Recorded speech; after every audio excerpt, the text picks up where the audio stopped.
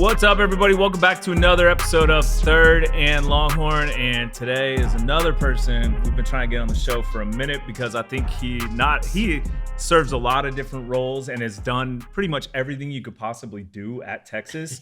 And so I think he's going to be able to paint a very different picture from a lot of people who've seen it from all the different angles. But ladies and gentlemen, men's basketball general manager Chris Ogden. Yeah. Legend, baby. Let's go. Thank you, guys. No, we appreciate you being here, but we always start these off the same way. And you had a different experience getting here. I know you were Mr. Basketball in Texas. I got to make sure everybody knows that. At Seminole High School. Seminole High School. Is that correct? Yeah. And how did you? Obviously, that's Red Raider country down there. Yeah. So how did you end up at Texas? Yeah, interesting. Small town America, small town Texas, 6,000 people, 3 red lights, hour from Lubbock. I grew up going to Texas Tech basketball camp when it was Gerald Myers camp, and then James Dickey camp, and then they were recruiting me since 8th grade, and so that was hard to tell them that I was going to Texas. How did I end up in Austin? It's the magic here, man. I don't know. Like to this day, I really I tell people. I mean, when you grow up in small town Texas, everybody viewed Austin. Number one, it was where the state tournament was every year, and it's no longer here anymore. But it was where the state tournament was. It was in the Dome. So you didn't, where I was from, you didn't come to Austin much. Like if you went to a big city, you went to Dallas because it was up the interstate. It was a little easier to get to. Right. You didn't come to Austin much. So Austin was like this faraway land. Like, only weirdos in Austin, right? Like that's what it was in my community. But for some reason that attracted me. Weirdos. So anyway, it got down to Texas. I took a visit to Texas Tech. I took a visit to Texas A&M, which I was never going to do. Great visit though. I had a great visit. I did have a great visit. And then I took a visit to Texas, and I don't know, man. It was Austin. Honestly, it was Austin. Coach Barnes. It was his, when I visited, it was his first year in Austin, coming from Clemson. I don't know. There was just an energy here that was different, and so I made the decision. I never looked back. You were on some great teams here. Teams that made some runs, deep Final Four run. Talk about the camaraderie of that group that you were with, and how you guys really formed a great team that made a hell of a run to try to win a championship. And what was the secret sauce to that group? People. Really looking back, I mean talent, of course, but when you talk about it being built, I was in a class of 4, 3 high school kids and a junior college kid, really 5, because then there was a transfer, Chris Owens, that sat out. And then the next year, Coach brought in, I think there were 2 junior college kids and a couple high school kids, and not all of them ended up lasting throughout their years, whether it was 2, 3, or 4 years. But at the end of the day, then you had Royale Ivy come behind me, James Thomas, and these guys. So at the end of the day, we all kind of grew within the program, and we became a good, hardened team. Coach was a very hard coach to play for, and tough, but we became a very hardened team. But we weren't talented enough until we got TJ. And TJ made everybody else better. I mean, he was that good. Like he could throw passes to people that they didn't even know they were open. He threw them to spots. He threw them to spots, and then his speed and things like that. And so his talent level then put everybody else in the right seat on the bus, and we grew. But what comes to mind with the team is the camaraderie. I mean, we still have a lot of it today. A couple guys we've lost touch with a little bit, but TJ Bodeker's still in town. Drew Gressett, who was a walk-on, still in town. Brad Buckman was a freshman on the team, and so we still have some of that today. And it was just, I don't know, it was a collection of good players, tough players, but good people. When you start talking about the differences of some of the teams that you were on, and you saw the change, talked about Coach Barnes also being strict on you all. What were some of the differences once you finished playing that you saw in the teams that you were part of as an assistant coach, and the way that Rick Barnes maybe treated the team versus whenever he coached you all? Yeah, it's like Jekyll and Hyde. I'm now on staff with him. I'm like, wait, this dude jokes around. Oh, wait, he wasn't actually serious. He was just doing that during practice. Like, he just turned it on real quick. Like, wait, who is this? You got to be behind so there's the a scenes. little, there's a little bit of that. Like, it was like, he wasn't actually mad at you. He didn't actually hate you. You went home from practice like, oh my God, like, but. It was a 3-hour moment in his day that he was getting their team better. That's awesome. That's hilarious. Oh man. Yeah, it was kind of wild, to be honest with you. Psychological torture. The hardest part going from the player to the coach side was you're now the young guy on staff and doing anything and everything. Well, one of those things was checking classes. I mean, I'm going to check on PJ Tucker. Like, bro, I missed class with you last year. What are you talking about? He's like, you know me. We used to dig together. Right. Come on. Boddicker, I go check Boddiker's class. Really? Okay, all right, man. That's awesome. That is great. Okay, let me ask you this then, because we'll get into now you as a general manager and your duties and that transition as well for you. I just want to ask you this question. You're a personnel guy now, obviously, scouting prospects and talent acquisition. Would you have recruited you? Yeah. Hell yeah. Well, give me the scouting report. That's too easy. Can you give me the scouting report on a young Chris Ogden as a general manager? Yeah. No, I would have. I mean, there was a huge adjustment for me because of the level I played at. There's always a big adjustment from high school to college. There was an extra level of that because of the level I played at 3A, small town Texas. So there certainly was a bigger adjustment athletically. It wasn't until probably my junior year that I learned how to play against better athletes in an effective way. Like it took me a while to realize no, you don't have to be faster. You got to be better angles, and you got to be smarter, and you got to move when they don't move. And so it's like it was just it was an adjustment, right, in strength and some of those things. But yes, I mean, I was Mr. Basketball.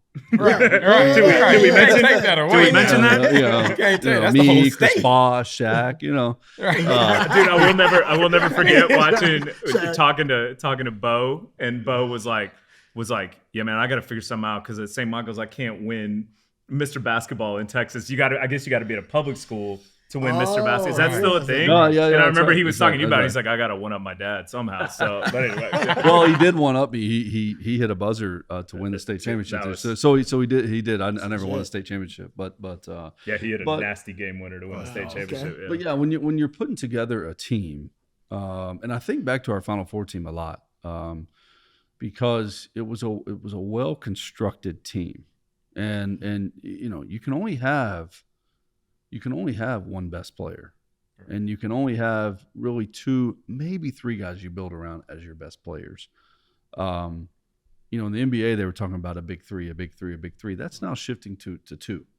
Right. It's really shifting to 2, and then you build around it. And so yeah, you need pieces. I was a versatile piece that could really play 3 or 4 different positions and kind of blend in where I needed to blend in. So you definitely need that on the team. I learned real quickly I wasn't going to be the leading scorer. That wasn't my game, but I learned real quickly I wasn't going to be the best player. I think I subconsciously knew that, even though, when everybody's recruiting you, they're telling you how good they are, right? And so it's a big adjustment there. But when you put together teams, you need a nice blend. And I'm a big believer in it's not just a skill set blend, but you need a people blend too, and the way they think and the personalities and even where they come from. That's what's beauty to me. The beauty in it, playing on teams and coaching teams is like you go in a locker room, like where people are from is amazing. It could be from anywhere from the richest neighborhood in Dallas to the poorest neighborhood in Lithuania. Like anything in between. Yeah. It's really cool and a melting pot in that sense. It's powerful. Now, before we go more into your role currently, taking it back to the playing days, who was the hardest person to cover, or like the best player that you went up against? Just in general. Just in general. In general. Carmelo. Yeah. Carmelo was. I mean, we couldn't stop him. Yeah, we couldn't stop him. We didn't have an answer. And then there were some other ones that just stick out. In my playing time, the Duke team. I remember my sophomore year I was starting. We won 2 games at home, and we're going up to New York, Madison Square Garden to play Duke in the Jimmy V Classic. Is this the black uniform game? No, different one. Okay. I was coaching at that point. Yeah, Okay. Yeah, those have never. Yeah, I know. That's why I was like, wait, is this that moment? Never been back. Yeah, and so we go up there to play Duke, and this is Shane Battier, Jay Williams, Mike Dunleavy. I mean, this is right. National Championship team. Right. And I'm starting. I'm guarding Shane Battier. They whipped our ass by 30 points. And I felt like I couldn't play. Yeah. Like I felt like I couldn't play. They were so good, right? And never started another game, by the way. And so it was all your fault. Yeah, Perfect. Just never started another game. And so that team stands out. And then Eduardo Nahara at Oklahoma. Yeah. Oh, he was tough. He was tough. And then Iowa State had Marcus Fizer. Yep. Tough. Yeah. Those guys were tough. Yeah. I mean, they were tough, man. They were tough. So, yeah. Oh, I'll tell you another one that really sticks out for me personally guarding him was Desmond Mason at Oklahoma State. So athletic, could shoot, could raise up over you. But I check in the game, and I'm guarding him on a baseline out of bounds. I still remember guarding him on a baseline out of bounds. Next thing I know, my head is whipped around. He's on the rim. And you're on a poster. I don't even know what happened. Like, they threw it up, and he is just on the rim. And I had no idea what happened. I'm sure Coach was real understanding about that. Yeah. That was all. Well, dude, I know you've covered some of your lowlights as well, but I will never forget it. I was in the crowd in the drum for that game when we played Princeton, and dude, this was we could not get it going. Like that game, we were so much more athletic, we were so much better than that team, but we couldn't get it going. And then Barnes puts in Augie. And Augie just tears it up. Like, I mean, what'd you end up with that game in like 19 or 21? I can't remember. It was a long time ago. Here's the thing. So, and you'll see this around the country, especially around Christmas time. Okay, you play games like this, and so you're not in the conference yet. Right. You've already played Duke and Madison Square. You've played some high level games, and then you have some of these home games that you have to win and you're supposed to win. Yep. And it's Christmas finals. Oh. You've been going for 2.5, 3 months now of the dog days of practice, right? Like, you don't taper off until late February. And so that's why you see during Christmas, you see some of these games that teams have, because players are ready to go home for Christmas. They're tired of hearing coach. All the things just kind of come to a head before you start conference in January. Yeah. And so here we are playing Princeton. Well, they're a historically good basketball program, and they play different. And so you play teams with different styles. Yeah. Well, they're going to slow the game down. It's like playing the wishbone. It's high school. Gotcha. Yeah, it's like playing the wishbone. They're going to slow the game down.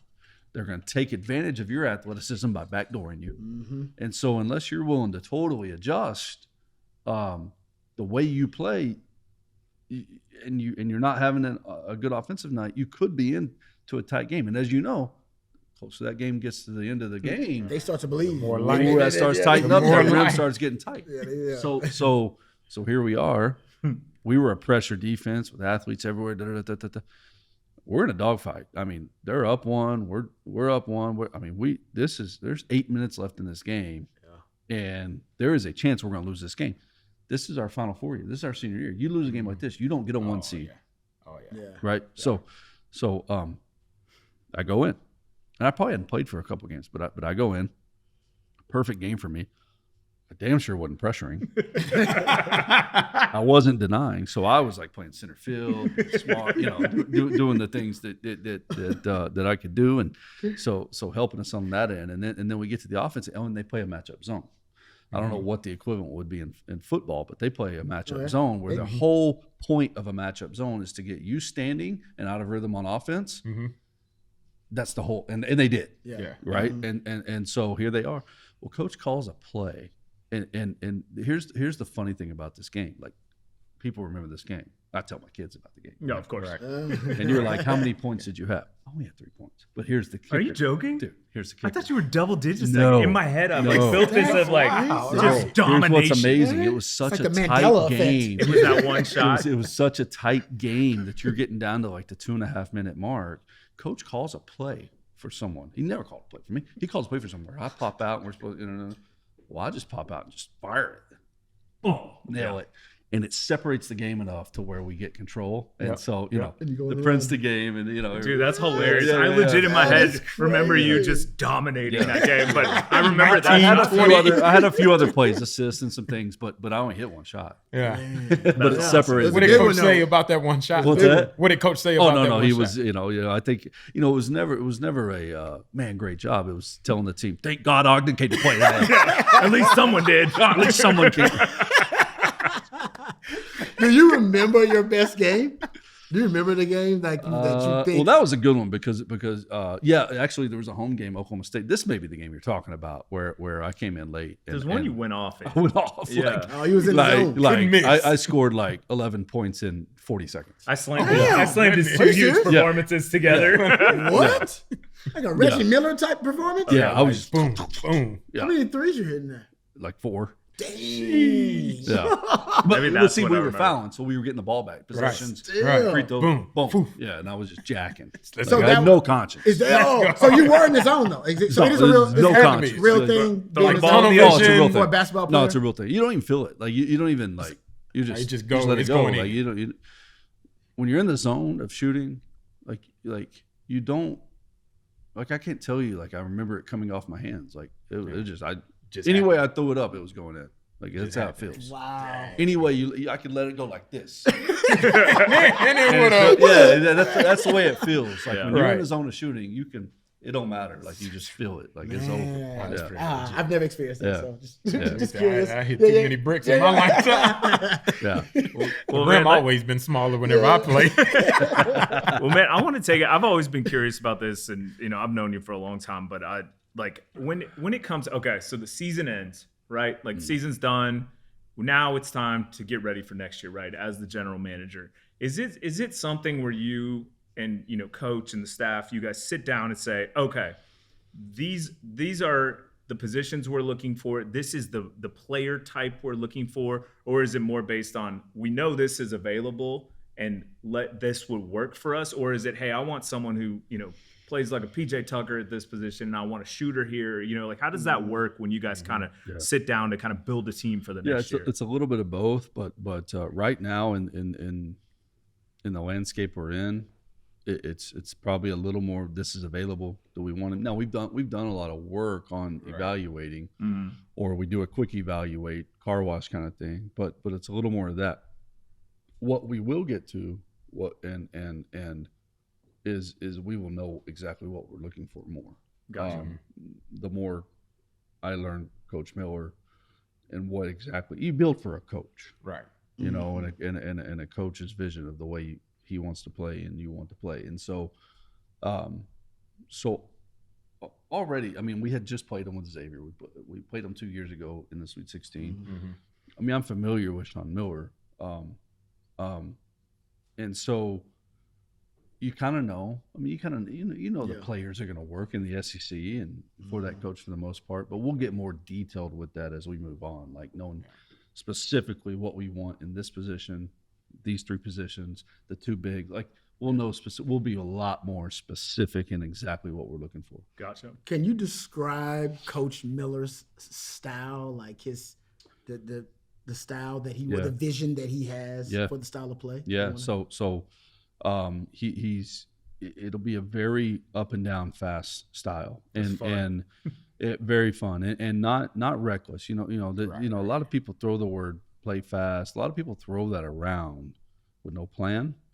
You can't be reckless. Like there's still an efficiency you have to play with. And so it'll be a very efficient style, but fast. A lot of threes. The advanced metrics in basketball are layups and threes, layups and threes, layups and threes. Yeah. Fouls are king to all that for a multitude of reasons. But So we'll play a very up and down, fast paced style.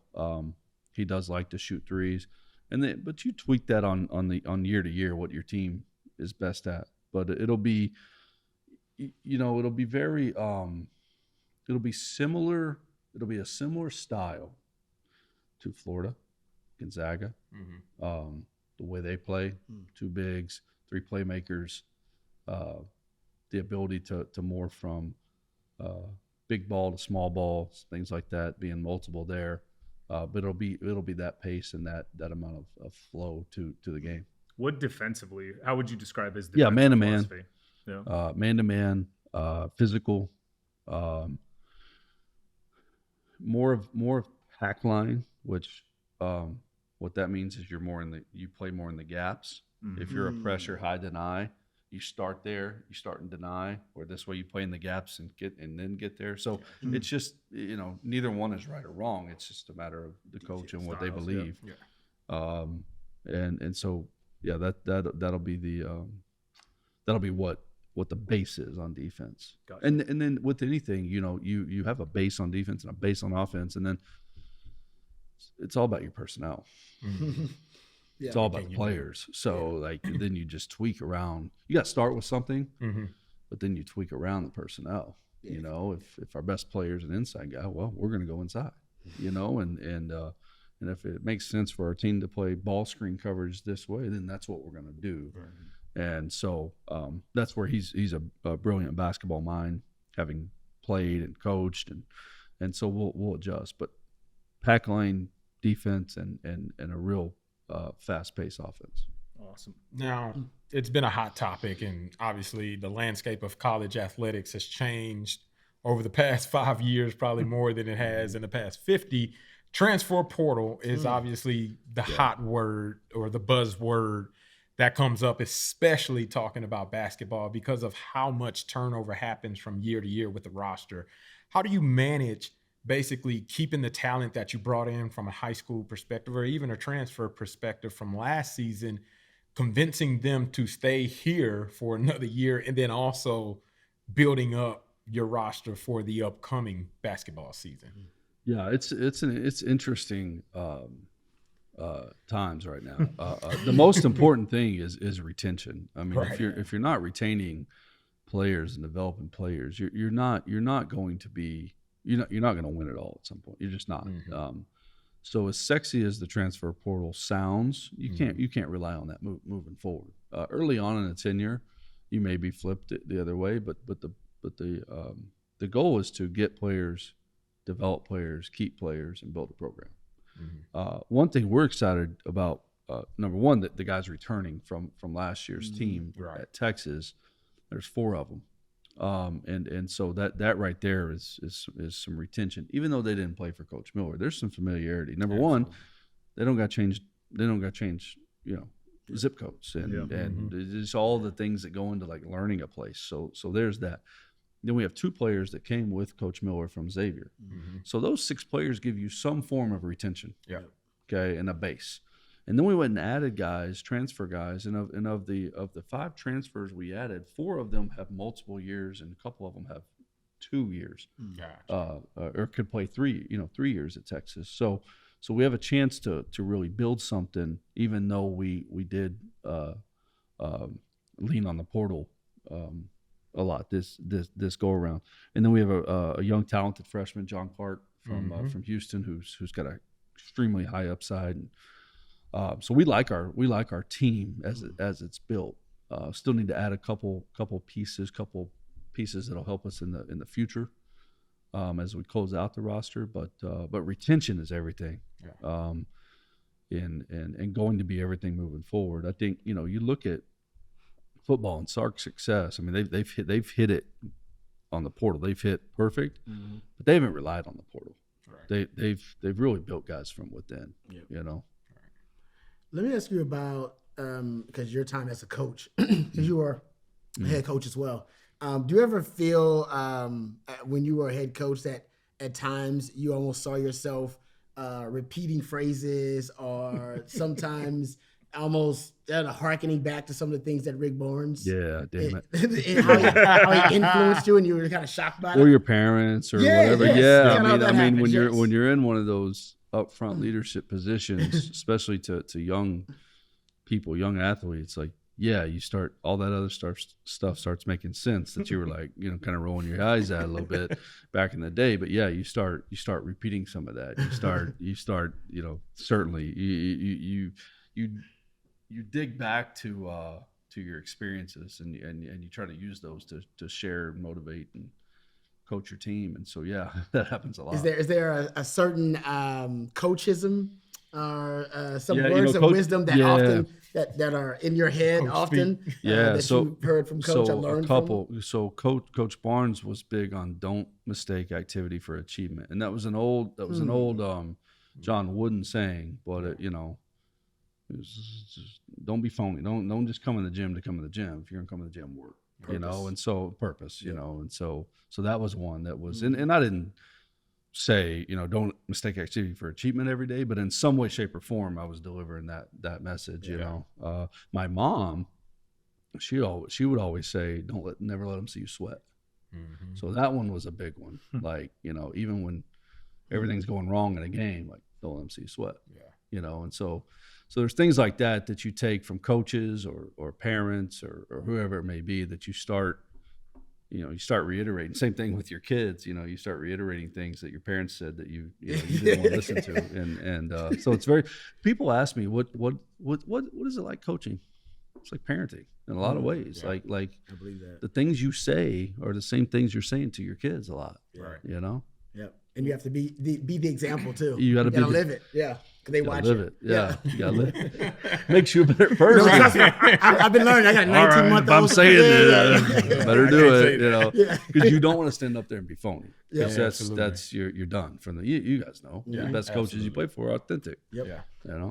Well, I think you have such an interesting background, and I mentioned this at the start, but I think it's a part of the general manager position that people don't totally get. And I think, I'd known you since like I knew Buckman and those guys, but like we reconnected through the kind of business scene in Austin, right? Like you were always out at everything. A lot of people don't know it, but he has his own whiskey company, Nine Banded Whiskey with a few other folks and super successful. But I think a key part, especially in Austin, of the general manager position is, I wouldn't call it fundraising, but it's being out in the community and making sure people are supporting those programs, whether it's financially showing up, et cetera. And you have such a unique background in networking, et cetera. Can you talk a little bit about that side of the position and how you handle that? Because you've got basketball life and then you got business life, and you have to combine those as well as family too. Yeah, especially in these days of the NIL era that we're in.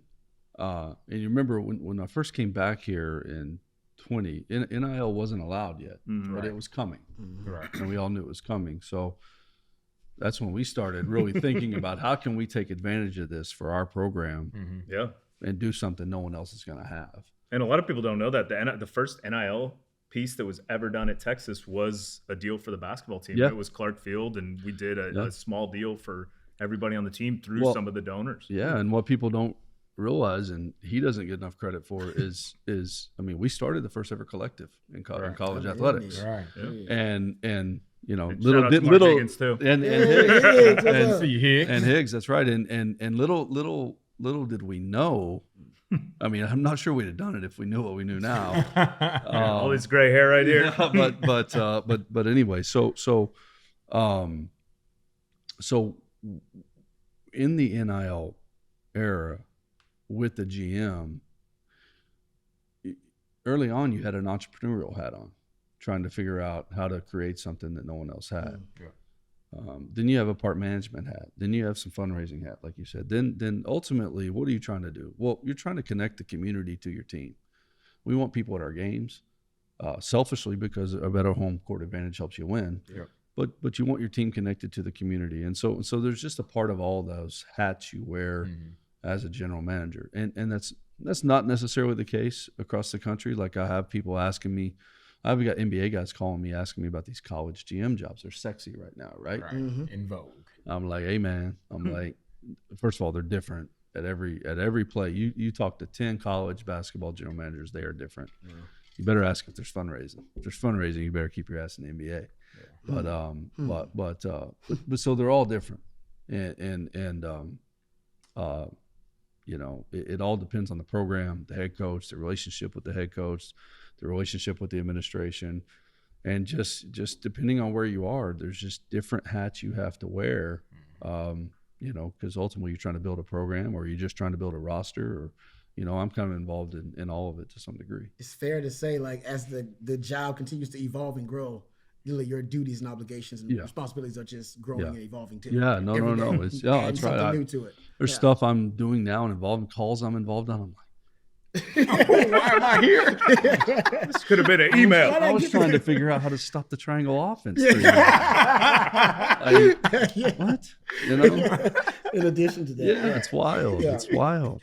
Give me some of the, I guess, differences between being the GM versus being an assistant coach versus being a head coach in your time throughout your career. Well, as a coach, whether you're an assistant or a head coach, as a coach, you're really just focused on the team. At the end of the day, you know, focused on the team or the next player for the team. As a GM, you're focused on everything else, along with the team. There are certain moments in the year where you're more focused on certain things. You're always focused on the roster. Like, that'll never change as the GM. And that's what I love. Right. I mean, the team building, the roster building. I've spent a lot of time learning from the San Antonio Spurs. I've really looked up to a guy like R.C. Buford my whole career, and admired what they've done and built. And so the fun part of it for me is trying to build a roster. And so there's certain parts of the year where that is the focus and nothing else matters. We just came off that for 6 weeks. Like, we were just totally in, you know, roster build mode right after the season. And so now it'll shift a little bit to all the other things that could be a part of it. But roster building will be a part of it the whole way, because whether I'm going to, you know, I could have went to Chicago pre-draft camp. Well, it's not that we're getting really anything out of watching the drill. I'd be getting anything out of watching the drills and guys going through it and supporting Trey Johnson. Awesome. I'd love to do that. It's the relationships with the agents now, you know? Yeah. So there's always some form of the roster build and thing that'll never go away, but it just gets heightened certain times of the year.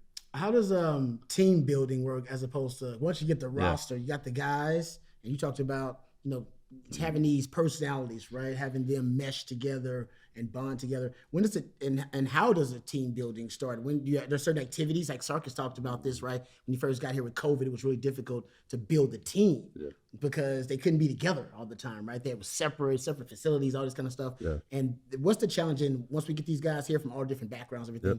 Let's start building a team. And how deliberate do you have to be? Like, hey, we going out to dinner tonight, this night, you know what I mean? Yeah. Like date night with my wife. It's like, the challenge is time because these guys come in, some have 1 year, whatever it may be. Like the challenge is time, and so some of those things are more rushed than they probably were back when we played, right? Because I never thought about leaving. Yep. My teammates never thought about leaving, right? And so you built your team over 2-3 years. Well, now it's 1 year teams for the most part. And so you're having to build it quick. So time is tough, but nothing's more important than building that. You know, get the players, coach the players. Get the players, coach the players. Saban says it all the time. Get the players, coach the players. Forget everything else. And part of coaching the players is building a team. And so yeah, you try to find things. You know, whether at breakfast, whether at lunch, whether it's movies, whether it's retreat, there's all the ideas that we meet on it constantly now. But one thing you don't want to do is you also don't want it to be forced, because you can't force camaraderie, but you've got to have an environment that builds it. Yeah, you know, and so it starts with your staff and the people. It's the people, right? It starts with the staff and the people in your building, and then the players you bring in. And so if you bring in good people, and you have a great staff, then you've already started building it to some degree there. And now it's just time and finding things that everybody can get out of their comfort zone or in their comfort zone and learn about somebody, whatever it may be. Well, I was serious too when I said that I'm not sure anyone's worn more hats at Texas than Augie. And not only were you a student, were you an athlete, were you an assistant coach, were you a GM, et cetera. Now you have added one more role in there as a recruit's dad, right? Like now you're on the other side of it, right? Like because for those who don't know, like his son Bo Ogden is one of the best players in the nation, and like I don't know where he was ranked now, but he's up there. He's in the top 50 and a phenomenal basketball player. I've been watching him since he was young because Katie'd always post little highlight videos, and I remember him working out with all the assistants back in the day under Barnes, and like I'm like, this kid's gonna be. I think he's gonna be pretty good. Didn't expect him to be that good, but he is he's phenomenal. As we mentioned, he hit the state championship shot to win the state championship. He had a shot. But can you talk a little bit about what it's like now stepping onto the other side of the table, especially as a current staff member? Are you going on visits to Purdue, or are you going on these visits, or is it more like, is there have to be a separation and that's kind of Katie's role, or how do you guys kind of handle that? Yeah, well, first you're forgetting a hat. So the first gentleman hat. My wife was student body president. Oh yeah. First gentleman. That's what someone said to me. You gotta rock that. You gotta rock that. So I'm gonna get a first gentleman hat. Totally. Katie's like, okay, we're good. You can do another podcast. You're not sleeping on the couch today. So I still might sleep on the couch, but no, the dad piece of this, the father of recruit piece of this is awesome. First of all, for your kid, but honestly, one of the hardest things. Yeah, I bet. It's really tough because he did go visit Purdue. I did not go. We're in season. It didn't make sense. But the way I see it is look, I came to the University of Texas, and the University of Texas in Austin, the people changed my life because I made my decision. And my parents allowed, and I thank my parents for that. They allowed me to make my decision, right? Yeah. There was no influence from them on where I should go. And so I made it, and so I want that to be the case for my son. Yeah. Now that being said, here I am at Texas, and so it's tough, right? And so because he deserves, he's put a lot of work in. He deserves to be recruited like all kids want to be recruited. Absolutely. Yeah. And so he's gotten that. He has gotten that to some degree, but not to the degree he would be recruited if I wasn't here, right? And so that's hard. Yeah. And that's hard. And so do you rely more on Tanner in that? Like, because a lot of people don't know too, his brother Tanner played at Tech, and like does he kind of lean on his uncle a little in situations like that where it's look, I try to be very objective, of course, and let him do his deal. He has conversations with coaches that I don't even know about. I'm dead serious. I learned the other day that he had a couple conversations with coaches told to me by other coaches. Like he didn't even tell me. He still hasn't told you. So I'm like, hey, you talk the competition. Yeah. I was like, well, you talked to them the other day. He's like, oh yeah, we had a 20-minute conversation. Okay, great. Nice what are they running next year? Yeah. Right. Yeah. But I have kind of let my wife handle it in the sense of she'll go on the visits with him and all those things. But like some things like all the recruiting visits and stuff, she'll go. It doesn't make sense for me. Yeah, that doesn't make sense. But like last year he was chosen to play on the USA 3-on-3 World Cup team in Hungary. Nice. Right. Whoa. And so I was tied up here with stuff. I couldn't go, but my wife went. So that we get to lock in on the computer and watch it and all this stuff. But now he just got invited to go play in they call this Euro camp, Adidas Euro camp over in Treviso, Italy. Oh wow. And so I'm trying to figure out how to get to that. Yeah. Get us out. Be a real missing support that one. dad. Mr. Hungry Yeah. one. All right, I mean, it's hungry, but I'm Hold on now. He's like, "Where's this one? Oh yeah, I should probably go to that." Yeah. So no, I'll definitely try to latch on to some of these. But I do want it to be his decision. It is a hard situation at times, but he's gonna be fine. He'll make a good decision, and if we have to negotiate with my wife, we're screwed. At least he knows. You know. All right. I got a 2-part question, and I'd love to hear your feedback. First part's real simple, easy. The differences that you've seen whenever you played at Texas in the drum at the Erwin Center versus now seeing the Moody Center, what that atmosphere has been. Talk about the differences of the game day atmosphere. And then the second part is, can you beat your son in a game of one-on-one, or can you beat any players on the roster currently? So we'll start with the Erwin Center and Moody. Night and day.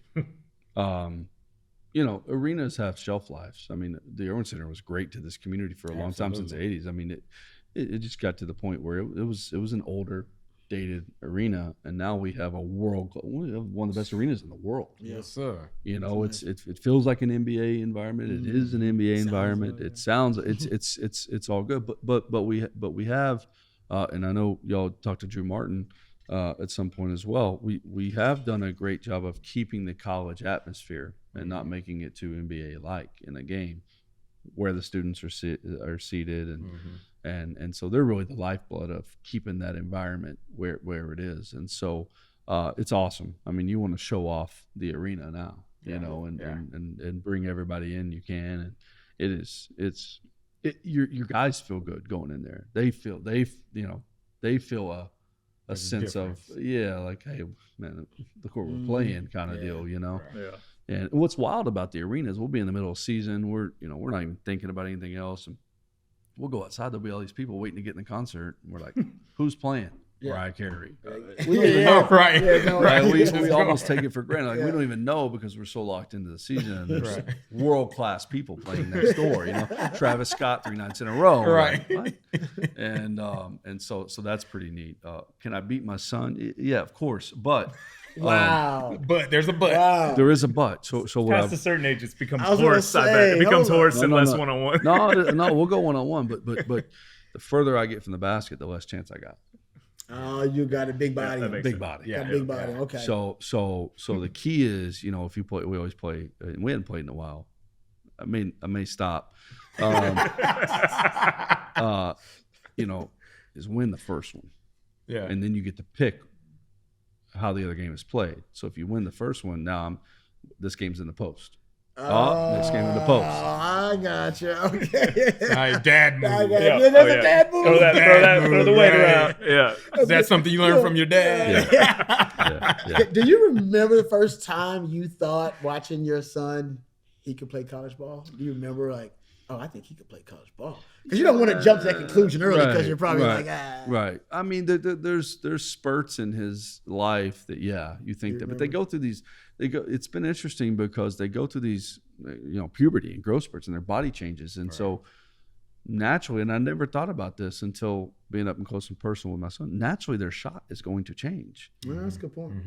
So like they're growing and they're getting stronger, and so they're like kind of feeling out everything as they go. So where he shot it here, now all of a sudden it's here, but now it's come back to here. Like they're just going through all these changes. And so, but he's always been athletic. I mean, he was a good football player, a good receiver, played track, played a little volleyball, played a little soccer. Like he's always been a good athlete and skilled. And so, I didn't know at what level, I didn't know how good he could be, but I thought he was, at some point, if he wanted to, could play somewhere. Yeah. It's got the genes. Yeah. All right, fellas. Well, you guys got anything else before we get out of here? No, I don't think. I wanted to ask about if you had a good Rick Barnes story that we hadn't heard, but I don't want to. Yeah. A good Rick Barnes PG-13 story. one. I guess. Yeah. I don't want to get anybody in Man, trouble. I'm trying to think. Good Rick Barnes story. Exactly. Yeah. That's what I said. That's like tough. we, That's tough. Yeah, The ones I want to tell, man, I don't really. I know. want No, I've heard some great ones, and they're all good. But I don't know yeah. how many of them. Yeah, no, he's. Yeah. Look, the thing I'll say about Coach is an unbelievable person. He is generous and great, and to this day, I talk to him probably twice a week, and a lot of his family still lives here in Austin, kids and grandkids and stuff, and so he's always just been so good to me and my family all the way dating back to when I was a player. One time actually we I think we were playing at Kansas, and we were sitting down in the lobby or something, and I left my wallet falls out of my pocket, right? And so I go to my room, and I didn't even realize I'd lost my wallet. Well, he got my wallet. He got the credit card.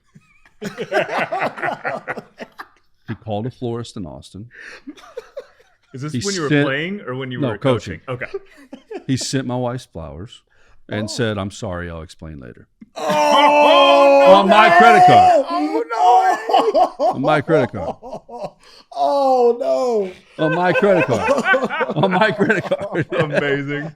That is awesome. How did Katie react to Yeah, that? I want to say, what did Mikey say? I don't even remember it. I mean, I just on the couch. That wasn't me. That wasn't me. Left on the couch. That's awesome. I'll explain later. Yeah. Oh, that's great. Oh, There you go. I've heard. That's another great story. I've heard That is nothing but awesome. Oh, so good. That is awesome. That's next level. No. I'm using that. I love that. Yeah. No, that's None a of good y'all- one to do. Yeah. None of y'all better lose y'all wallets yeah, around yeah. me. While sitting over there. That's a Uh-oh. good one.